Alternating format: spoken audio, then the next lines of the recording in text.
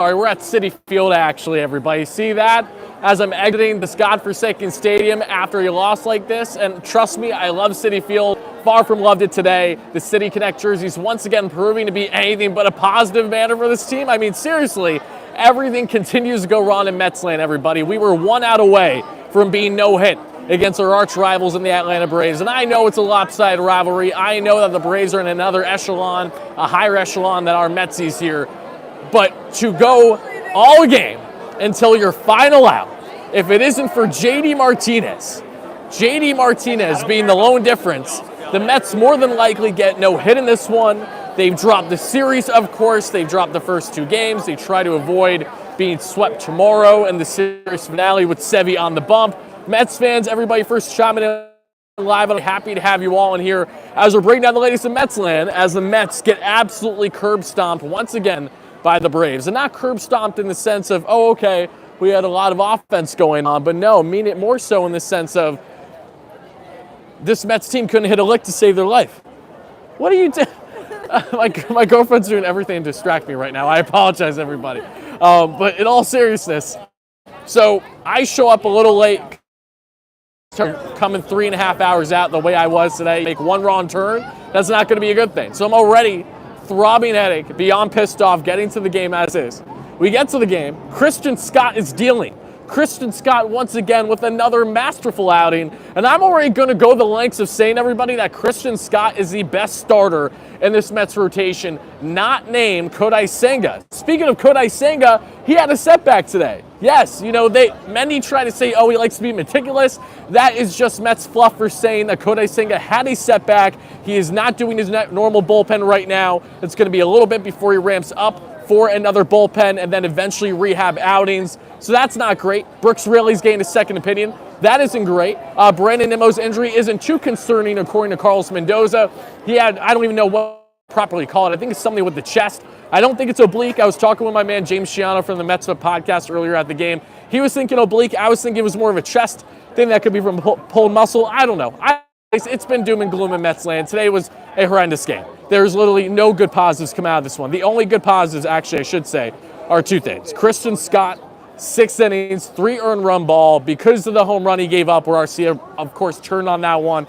And then there, of course, a single drove in another run for the third. But outside of those couple things in particular, we saw Christian Scott, again, with 8 strikeouts. Fantastic. My brother even predicted pregame today that Christian Scott would have 8 strikeouts. And I said, yeah, when the Mets unfortunately go on to lose by around 3-2 or something like that. They lose 4-1 today, really close. My girlfriend, not that she wished it, she thought that the Braves were going to win 5-2 today after the Mets were down 2-0. She was really close too. So outside of Christian Scott's brilliance for the most part, being the most dominant starter in this rotation outside of Kodai Senga when healthy, you had nothing offensively. Nothing whatsoever. You made a Max fucking Fried, soft tossing 91-92 tonight look like the second coming of Randy Johnson. That is how bad this Mets offense was today. Every single inning, they were 9 up, 9 down. I mean, I shouldn't even say that. It wasn't just 9 up, 9 down. This team had nothing going until literally the 8th inning for the most part. They were trying to get a little rally going. They were getting some guys on base. Nothing to show for it, of course. We then get to the 9th inning, everybody. Of course, make sure to smash that like and subscribe button as your first chiming in. Live reaction, Wardy, post-game segment here. We need Canes to win. No, we do not. Explosive. We need my Rangers to win. Shout out my Ranger fans. Chime in the chat. Appreciate you guys.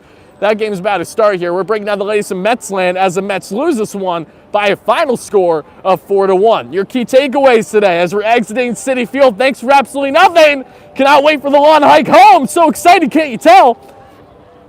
The Atlanta Braves did what they need to do. This Atlanta Braves team is far from playing the best baseball that they're going to play this season. They're an offensive juggernaut. They are so much better than what they have been so far this season against the Mets a month ago when the Mets took 2 out of 3. And even as the Mets, again, lost these first 2 games. You gave up 4 yesterday. You gave up 3 today. I'm passing the guitarist that everyone knows as he leaves Citi Field. So give me 1 second if it's a little too loud for everybody. I am not bad luck, Benjamin. I had a above 500 record at Citi Field last year and the year prior. I don't want to hear that nonsense whatsoever. Your boy is far from bad luck when it comes to attending games, thankfully. But clearly, even I did not have the recipe for success. Even I, taking a hike here, could be the difference maker for a Mets team that it wasn't until your final effing out, your final out, JD Martinez becomes the difference maker, gets the Mets on the board with the opposite center to opposite field home run. The Mets would have 2 hits total on the day. They just had a couple. Their last game, again, this has been a continuation of mediocrity with this team that goes well beyond not only this season, but this goes all the way back into really since the second half of the 2022 year, where the same inconsistent problems with this core group.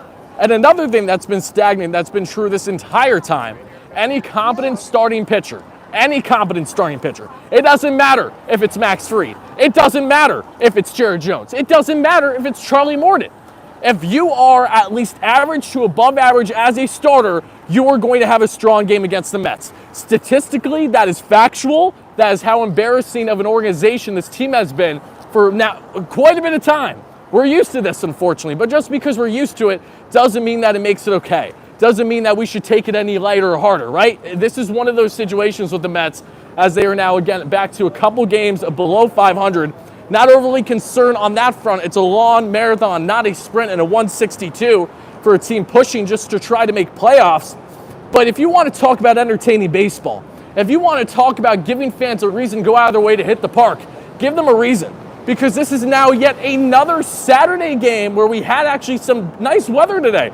Not terrible to see this kind of shit transpire. I want to know your takeaways, everybody. How's it going, everybody? First chiming in live.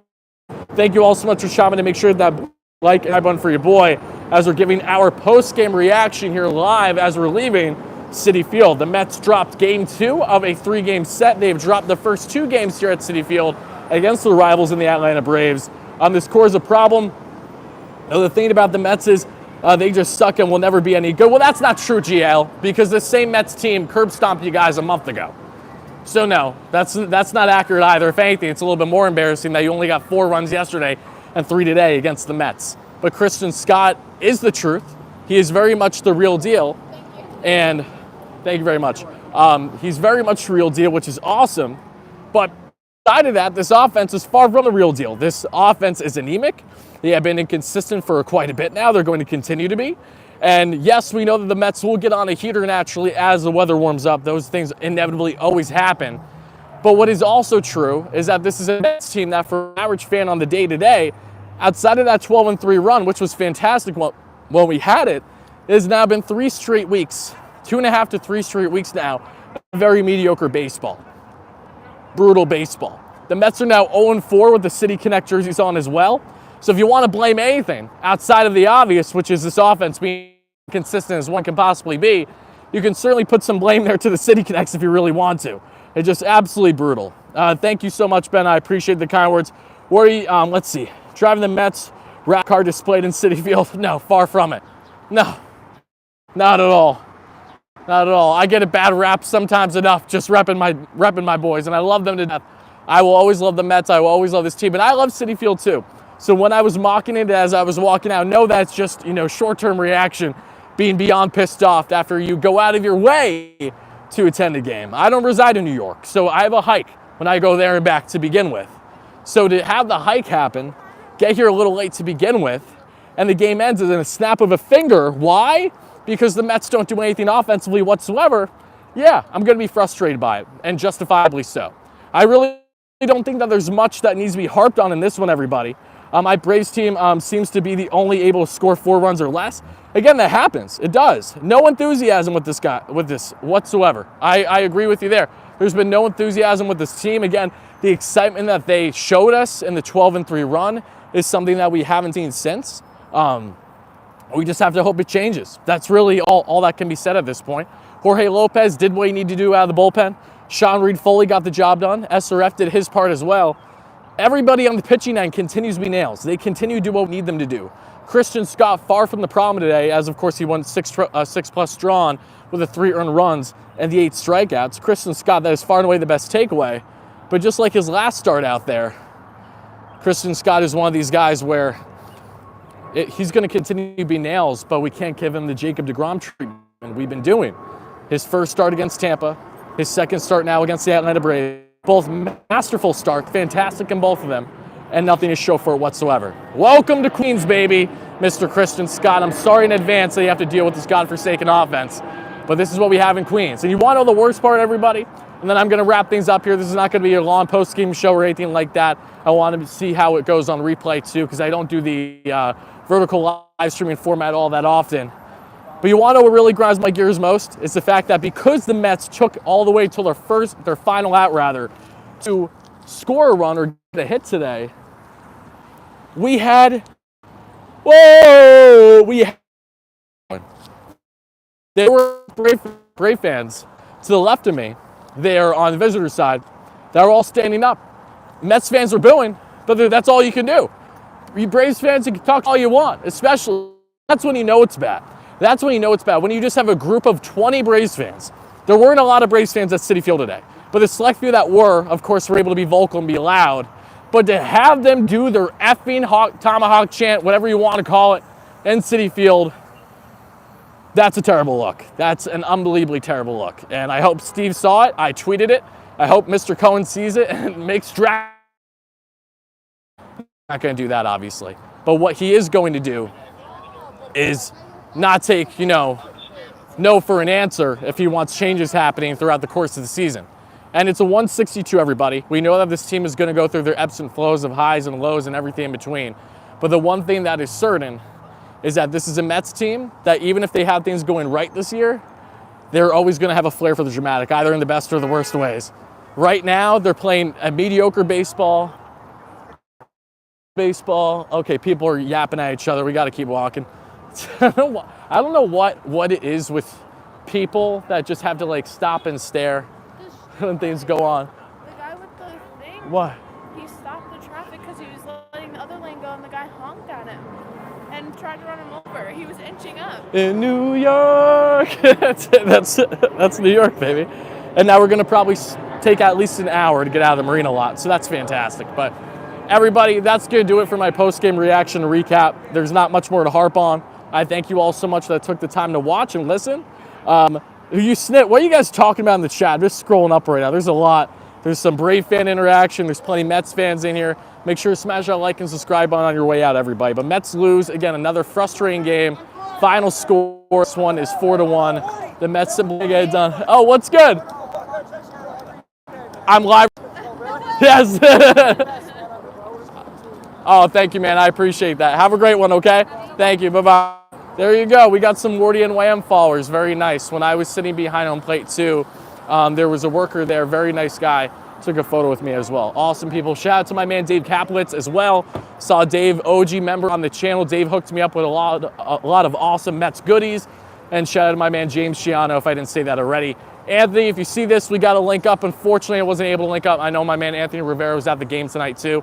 Just wasn't able to make that happen, but we will again soon. So thank you all so much for watching. Again, Mets lose a tough one. They go all the way to the final out to get their first hit of the night. JD Martinez, love me some JDM bombs. Don't love me some JDM bombs when it's too little too late. Yet again, for the Mets. I'll do it for you.